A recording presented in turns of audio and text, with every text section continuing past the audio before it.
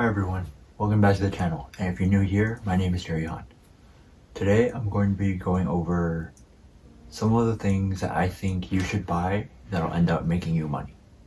And I've always found this topic pretty interesting because I found it counterintuitive. Like, you're spending money in order to make money? But hey, I don't know, maybe I'm weird. But wait, if I'm weird and you're watching me being weird, then doesn't that make you weird too? No, I'm joking. Please don't unsubscribe. But really, these types of videos are essentially telling you things that you should buy to save you money in the long run. Anyways, let's get started. And the first thing I want to go over is courses. And I'm sure this isn't a surprise to anyone because buying a course in order to learn a new skill is one of the most obvious ways to earn more money. And there are so many popular platforms out there. Like if you watch YouTube, you've probably heard of Skillshare, but there's also platforms like Udemy, Udacity, Coursera, and so much more.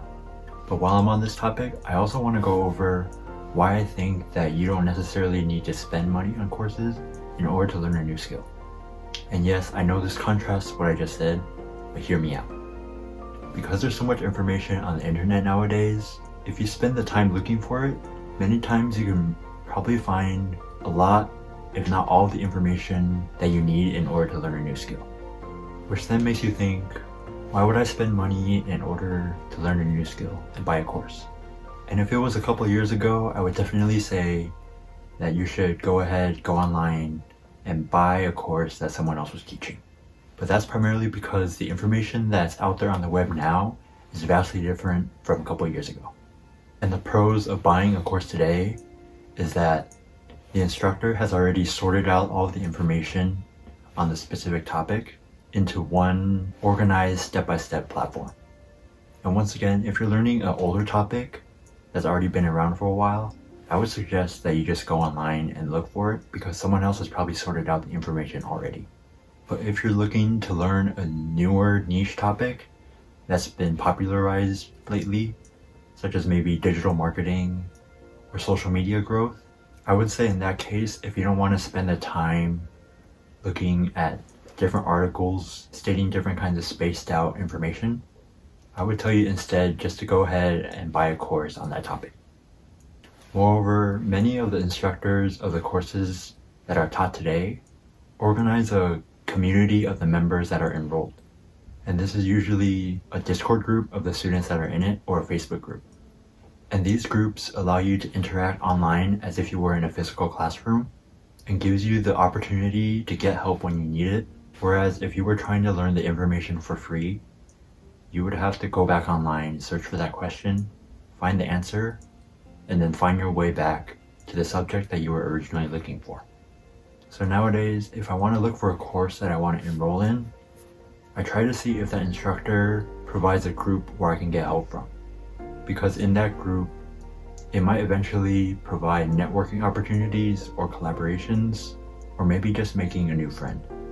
I think this community aspect, along with the information that the instructor is giving, usually makes the price of the course worth it. So I would say that's the conclusion of my opinion on courses. If you're fine with spending more time and saving money on learning a subject, then go ahead and search online for the information that you're looking for.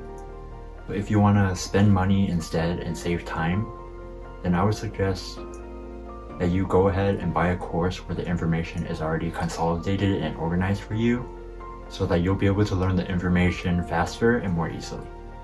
But yeah, that was my little rant on buying online courses, but something similar to that is buying self-development books. Whether it be books that are directly tied to business, where they teach you how to directly start a business so that you can make money, or other books that might be related to psychology or work ethic. These types of books, and also many more, can be strong catalysts that can help you make more money from buying them.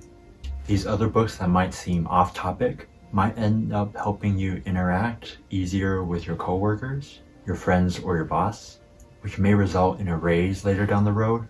Or they might also shift your mindset and your habits to help you be more productive, which then may also increase your income down the road. But in the end, you never know how the information that you may learn from these books may benefit you for the rest of your life. And as for me, I'm personally inclined to read more books now because I'm starting to do YouTube, and reading more books will provide more information and creativity so that I'll have more ideas on what I want to create videos about. And I plan to release a video on how I plan to accomplish this task. So if you would also like to adopt this habit and want to learn how I plan to do it, go ahead and click the subscribe button down below so you don't miss it. And the next item I want to talk about is real estate. Now this has been something that everyone has had interest in for a while, because in the end, it's an asset class that everyone needs because every single one of us needs a place to live. Even though it's a bit more complicated in terms of the debt you're racking in order to buy it and how the house appreciates over time, in general terms, if you buy a house that's in the right location, it will end up making more money compared to what you put into it. But I don't want to spend too much time talking about this. Instead, I want to go over 2 specifics that I think you should invest into your house or the place that you're currently residing.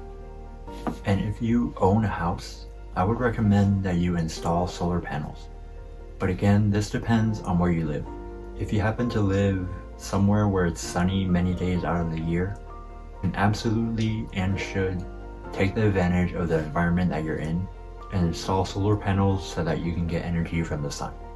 With solar panels, you can go off-grid and save a significant amount of money every month. And additionally, if you want, you can also install power walls connected to those panels so that if on the off occasion your power goes out, you can then use the energy saved up in those power walls to power your house. And if you've ever been in a power outage, you can probably tell that it's going to be a big lifesaver.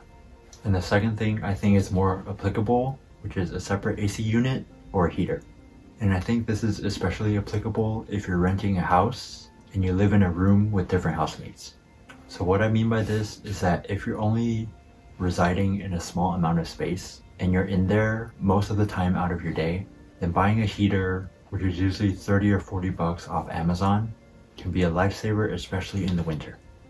And likewise, if you buy an individual AC unit, although more expensive, can also be a great buy when you're living in a room by yourself.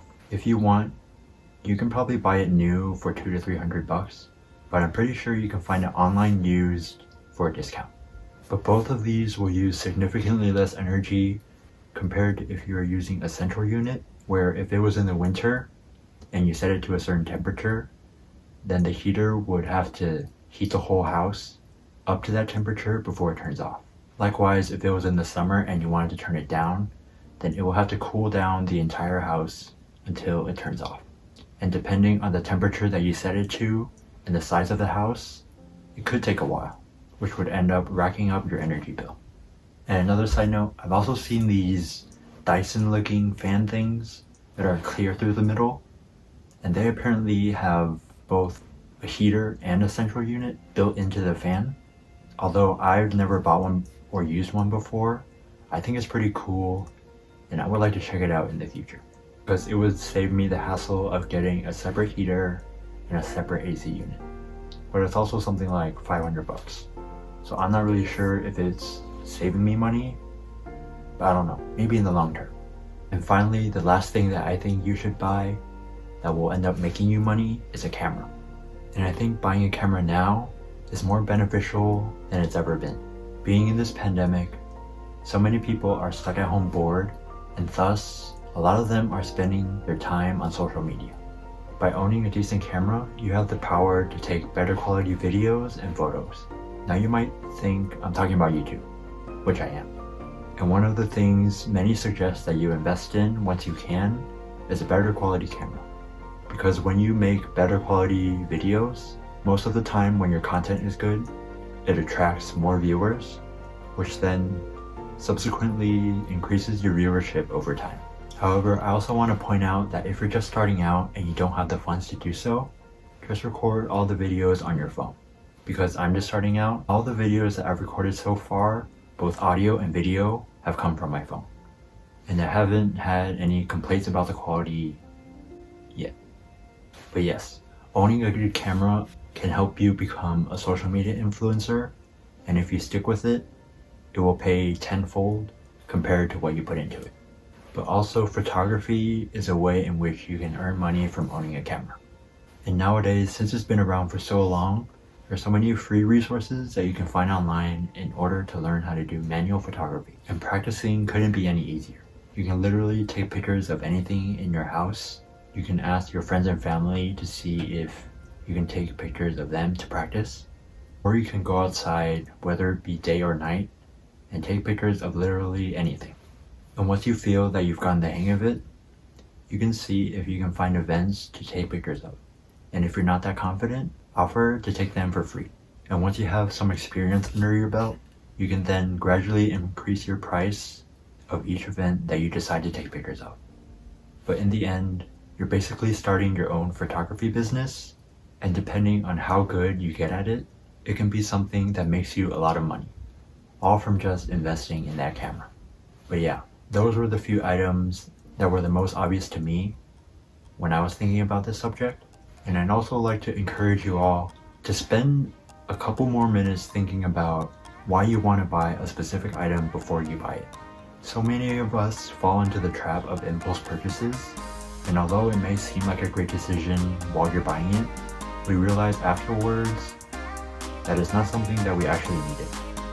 And others, like the items that I mentioned in this video, can be really beneficial in the long term and end up in a way making you money.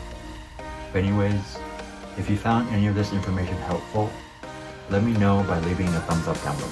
Subscribe if you want to see 2 new videos from me every single week, and I'll see you all very soon in the next video.